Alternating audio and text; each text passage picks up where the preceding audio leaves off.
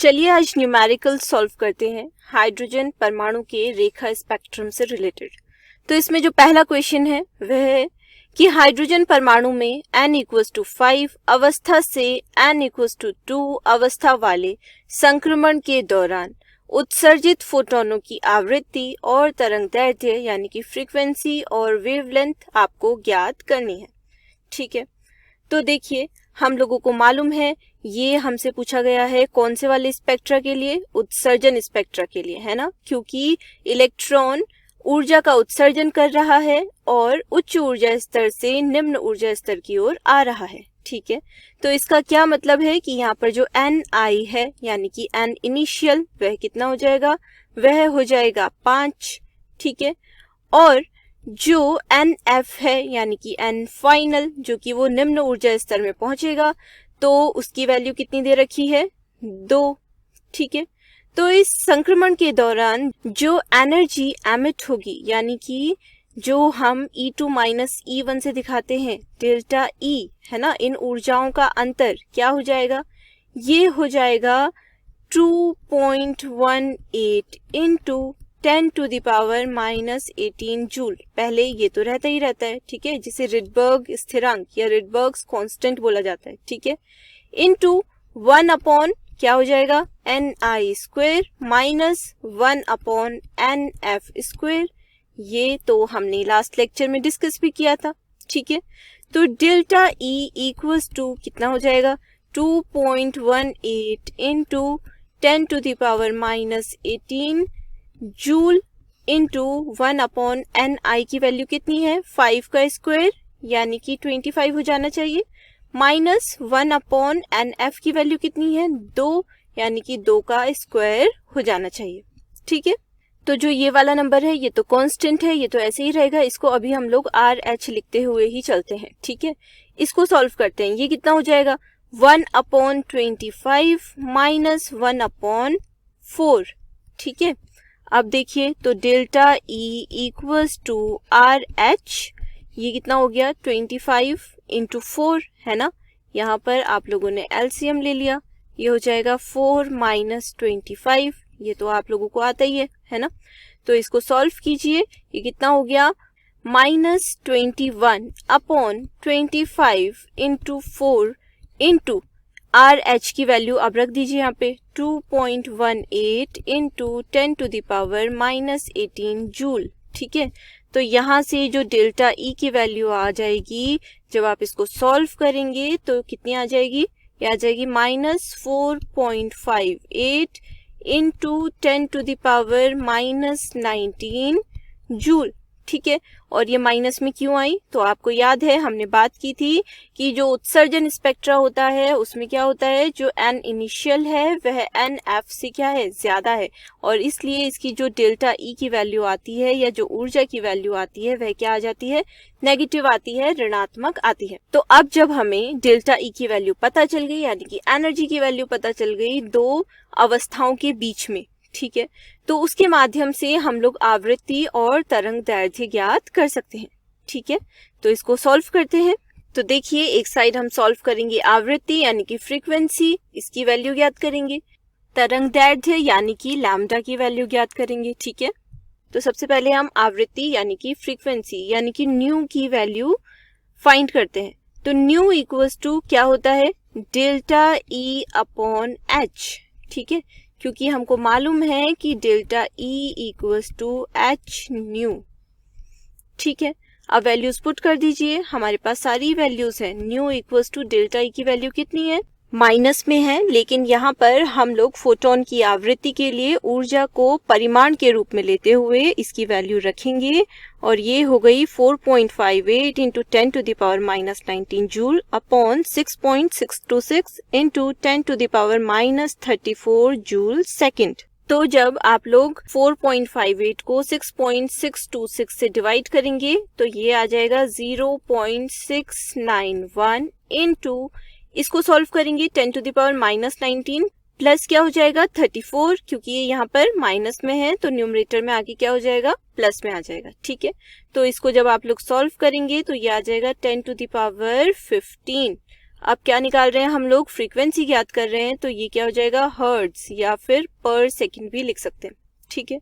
तो new equals to हो गया, अगर हमें पॉइंट को राइट साइड शिफ्ट करना है तो यहाँ पर क्या हो जाएगा, माइनस हो जाएगा, एक नंबर ही शिफ्ट कर रहे हैं तो -1 हो जाएगा, तो ये कितना आ जाएगा, 15 - 1 14, ठीक है। तो कितना हो गया, 6.91 इंटू 10⁻14 हर्ट्ज, ठीक है। अब हम ज्ञात करेंगे तरंगदैर्घ्य यानी कि लैम्डा, क्योंकि हमारे पास न्यू यानी कि आवृत्ति की वैल्यू है। तो और हमें पता है कि जो लैम्डा होता है वह इक्वल्स टू होता है c अपॉन न्यू के। c क्या है, प्रकाश का वेग, न्यू क्या है, आवृत्ति।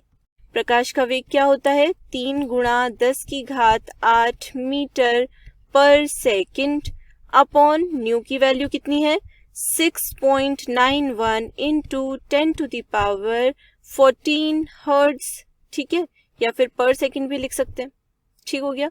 तो लैम्डा की वैल्यू क्या आ जाएगी, 3/6.91, इसको भाग दीजिए, इंटू 10⁸, ये यहाँ पे प्लस में है, ऊपर जाके -14 किस में आएगा, मीटर में, ठीक है। इक्वल्स टू क्या हो जाएगा, इसको जब आप भाग देंगे तो ये आ जाएगा 0.434 इंटू 10⁻6 मीटर, ठीक है।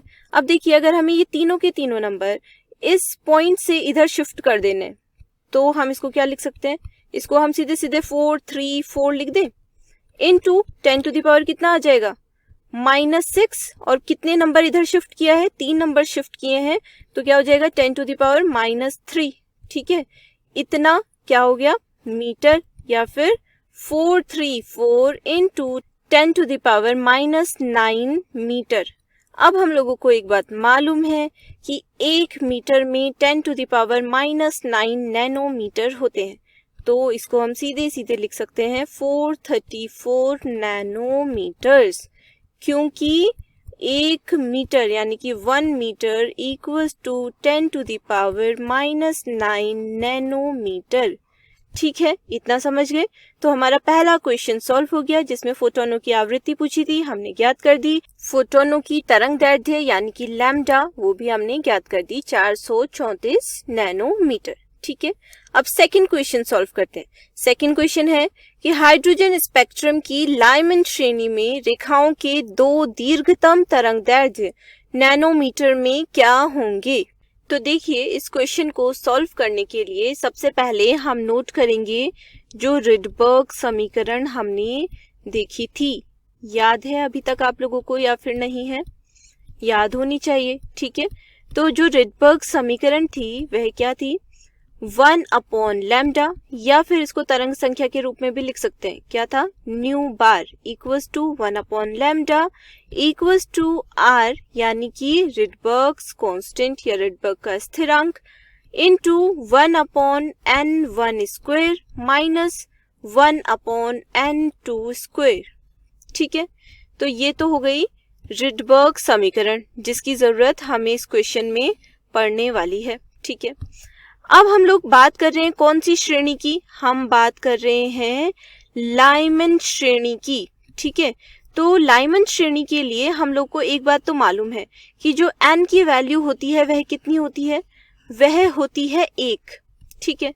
तो यहाँ पर जो n की वैल्यू है वह होगी 1, यानी कि जो n1 है वह कितना हो गया, 1, ठीक है। तो यहाँ पर तो हम लोग 1 या 1 क्या कर सकते हैं, पुट कर सकते हैं, ठीक है। तो इतना हमारी समझ में आ गया। अब बात है कि हमें n2 की जगह पर क्या मान रखने हैं।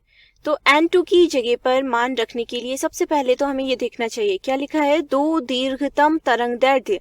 अब हमें ये 2 दीर्घतम तरंगदैर्घ्य कब प्राप्त होंगी, जबकि n2 का मान क्या हो जाए, न्यूनतम हो जाए। अब क्योंकि n1 की जगह पर तो 1 आ चुका है, तो हम यहाँ पर 1 तो रखेंगे नहीं, तो न्यूनतम कौन कौन से मान बच सकते हैं n2 के लिए, n2 के लिए न्यूनतम मान बच सकते हैं 2 और 3, ठीक है। तो इन दोनों ही मानों के लिए हम लोग लैम्डा या फिर वेवलेंथ की वैल्यू ज्ञात करेंगे, जो इस क्वेश्चन में हमसे पूछा गया है, ठीक है।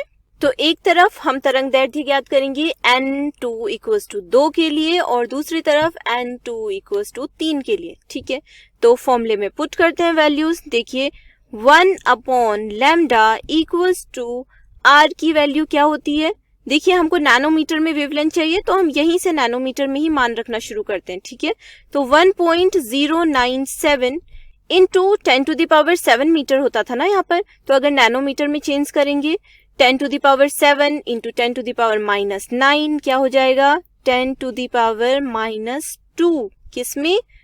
प्रति नैनोमीटर में, ठीक है। तो इतनी वैल्यू यहाँ पे रख ली किसकी? आर की, इंटू 1 अपॉन n1 स्क्वायर यानी कि 1 का स्क्वायर तो 1 ही होगा, माइनस 1 अपॉन n2 यानी कि 2 का स्क्वायर। 2 का स्क्वायर कितना होता है? 4 होता है। तो यहाँ पर वैल्यूज पुट कर दीजिए और इसको सॉल्व कीजिए। तो ये कितना आ जाएगा? देखिए इसको सॉल्व करते हैं।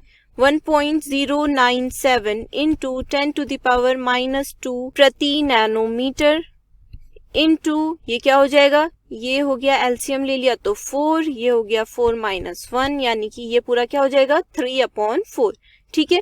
तो जब आप इसको सॉल्व करेंगे तो 1 अपॉन लैम्डा की वैल्यू जो आ जाएगी आपके पास वह आ जाएगी 8.228 इंटू 10⁻⁻3 प्रति नैनोमीटर। हमें ज्ञात करनी है लैम्डा यानी कि वेवलेंथ की वैल्यू। तो लैम्डा इक्वल्स टू क्या हो जाएगा? लैम्डा इक्वल्स टू हो जाएगा 1 अपॉन 8.228 इंटू 10⁻⁻3 नैनोमीटर। और जब इसको भाग देंगे तो आपको प्राप्त हो जाएगी लैम्डा की वैल्यू 121.54 नैनोमीटर, ठीक है। तो n इक्वल्स टू 2 के लिए जो तरंग दैर्ध्य है वह आ गई 121.54 नैनोमीटर। अब हम n2 इक्वल्स टू 3 के लिए क्या ज्ञात करने वाले हैं? तरंग दैर्ध्य की वैल्यू, ठीक है। तो इसको भी सॉल्व करते हैं, सेम ऐसे ही सॉल्व करना है। 1 upon lambda equals to 1.097 into 10⁻⁻2 nanometre inverse या प्रति नैनोमीटर, ठीक है, इंटू 1 अपॉन 1 माइनस 1 अपॉन 3 का स्क्वायर। 3 का स्क्वायर कितना होता है? 9 होता है। तो यहाँ पर इस प्रकार से लिख लिया, ठीक है। तो यहाँ पर 1 अपॉन लैम्डा इक्वल्स टू कितना आ गया?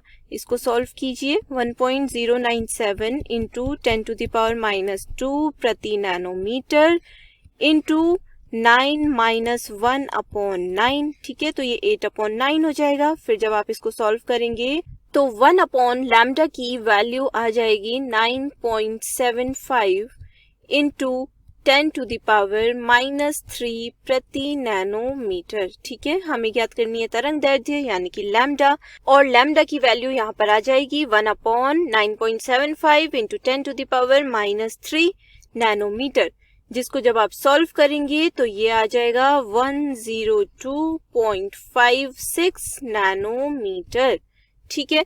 तो हमारा सेकंड क्वेश्चन भी सॉल्व हो गया, ठीक है। हमने लाइमन श्रेणी में जो 2 दीर्घतम तरंग दैर्ध्य थी वे ज्ञात कर ली, ठीक है, हाइड्रोजन स्पेक्ट्रम के लिए। अब देखते हैं अगला क्वेश्चन क्या है। अगला क्वेश्चन है कि हाइड्रोजन परमाणु के प्रथम बोर कक्षा में इलेक्ट्रॉन के वेग की गणना करें, जबकि हमें जो त्रिज्या है r equals to 0.53 into 10⁻⁻10 metre दी गई है।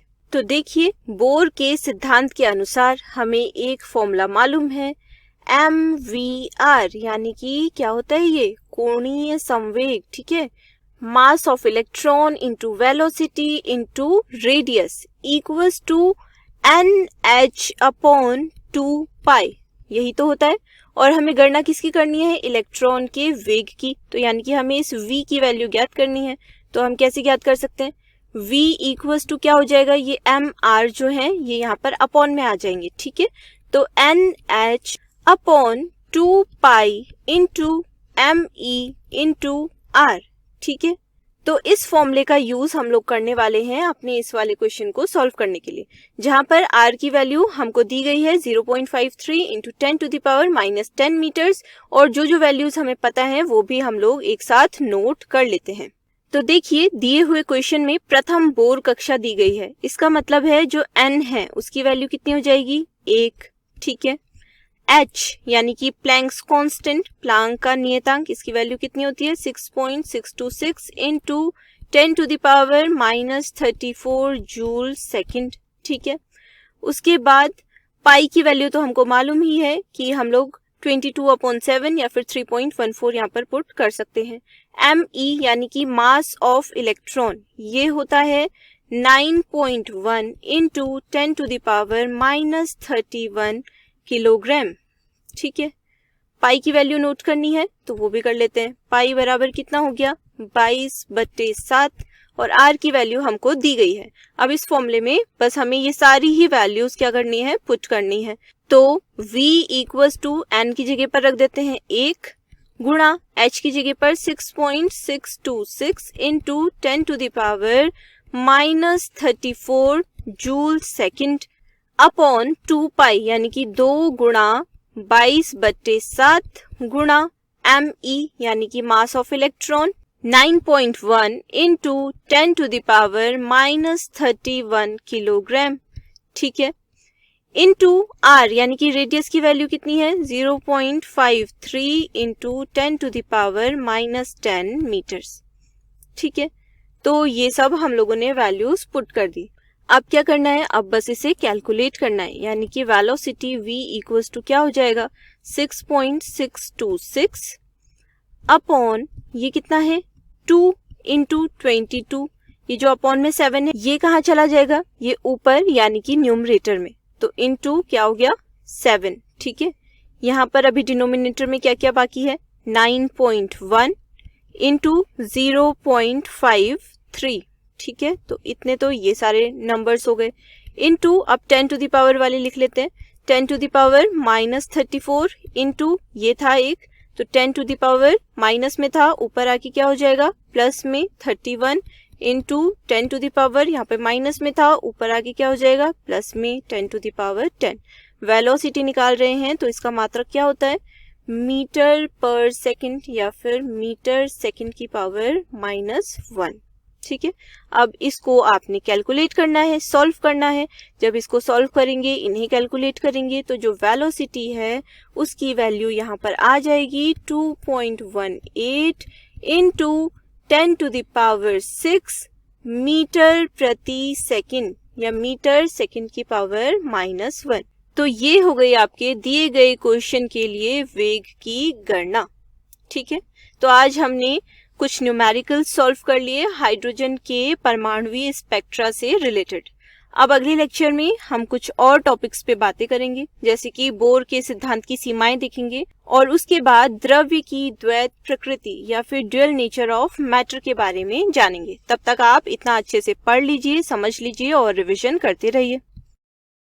बोर मॉडल की सीमाएं या फिर लिमिटेशंस ऑफ बोर मॉडल।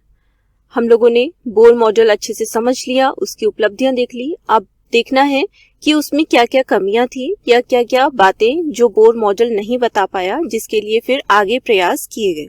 तो देखिए, जो बोर मॉडल की पहली सीमा है वह है कि उन परमाणुओं के स्पेक्ट्रम की व्याख्या करने में बोर का मॉडल असफल रहा, अनसक्सेसफुल रहा, जिनमें जो इलेक्ट्रॉनों की संख्या है वह 1 से अधिक है ना। जैसे कि हम लोगों ने एक चीज देखी थी कि जो बोर का परमाणु मॉडल है वह हाइड्रोजन परमाणु के लिए या फिर जो एकल इलेक्ट्रॉन स्पीशीज या आयन होते हैं, जैसे कि helium ion, lithium ion, beryllium ion आदि की व्याख्या करने में तो सफल रहा, लेकिन जिस परमाणु में इलेक्ट्रॉनों की संख्या 1 से अधिक होती है उनके लिए ये मॉडल असफल साबित हुआ। इसका दूसरा पॉइंट है कि स्पेक्ट्रमी रेखाओं की सूक्ष्म संरचनाओं को समझाने में ये असफल रहा, क्योंकि बोर के परमाणु मॉडल के अनुसार क्या था कि जब इलेक्ट्रॉन एक एनर्जी लेवल से दूसरे एनर्जी लेवल में जाता है या जंप करता है और फिर वापस आता है, तो इसके लिए एक स्पेक्ट्रम रेखा के द्वारा इसको दिखाया जाता है या प्राप्त होती है। लेकिन अगर इसका सावधानी पूर्वक सूक्ष्म रूप से ऑब्जर्वेशन की जाए तो पता चलता है कि काफी सारी छोटी छोटी सूक्ष्म रेखाएं इस स्पेक्ट्रम में प्राप्त होती हैं, जो कि बोर का परमाणु मॉडल नहीं समझा पाया।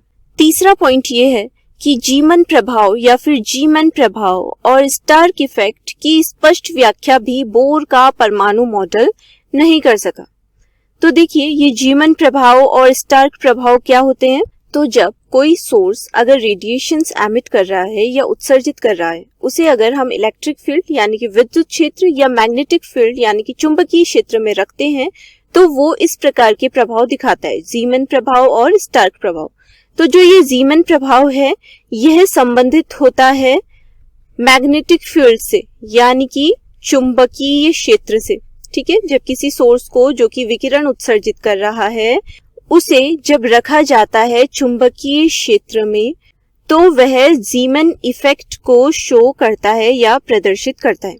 ठीक है, वहीं जब किसी सोर्स को जो कि विकिरण या रेडिएशन उत्सर्जित कर रहा है उसे रखा जाता है इलेक्ट्रिक फील्ड में यानी कि विद्युत क्षेत्र में, तो तब वह जिस प्रभाव को शो करता है या जिस इफेक्ट को दिखाता है उसे बोला जाता है स्टार्क इफेक्ट। तो इन प्रभावों में क्या होता है ना, जब सोर्स को रखा गया किसमें, इनमें से किसी भी क्षेत्र में, चुंबकीय क्षेत्र या विद्युत क्षेत्र की उपस्थिति में, तो ये जो स्पेक्ट्रल रेखाएं होती हैं ये बहुत ही पतली पतली रेखाओं में क्या हो जाती हैं, विभाजित हो जाती हैं। तो इस प्रकार से जो ये प्रभाव होते हैं ये इस प्रकार से कुछ स्पेक्ट्रल लाइंस को शो करते हैं, जिसकी स्पष्ट व्याख्या बोर का मॉडल नहीं कर पाया। तो ये एक सीमा और हो गई बोर के परमाणु मॉडल की। अब एक लास्ट जो इसकी कमी है वह है कि परमाणुओं के जो रासायनिक आबंधों द्वारा अणुओं की जो आकृतियां बनती है ना, उनकी व्याख्या भी बोर का परमाणु मॉडल नहीं कर सका। तो इस प्रकार से ये तो हमने बात की बोर मॉडल की सीमाओं की। अब अगले लेक्चर से हम लोग देखेंगे कि बोर के मॉडल की जो ये सीमाएं हैं इनको कैसे दूर किया गया और द्रव्य की द्वैत प्रकृति के बारे में किस प्रकार से और क्या क्या अध्ययन किए गए, जिसमें सबसे पहले जो हम पढ़ेंगे वह होगा डी ब्रोगली इक्वेशन या फिर डी ब्रोगली संबंध। तब तक आप इतना अच्छे से पढ़ लीजिए और रिवीजन करते रहिए। अपने पाठ के बाकी वीडियोस देखने के लिए गूगल प्ले स्टोर से मोबाइल एप्लीकेशन डाउनलोड कीजिए विद्यासार। आप चाहें तो हमारी वेबसाइट पर भी जा सकते हैं www.vidyasar.com। यहाँ पर आपको केवल अंग्रेजी के नहीं विज्ञान और गणित के वीडियोस भी देखने को मिलेंगे। तो फिर बाकी वीडियोस के लिए मोबाइल एप्लीकेशन पर मिलते हैं।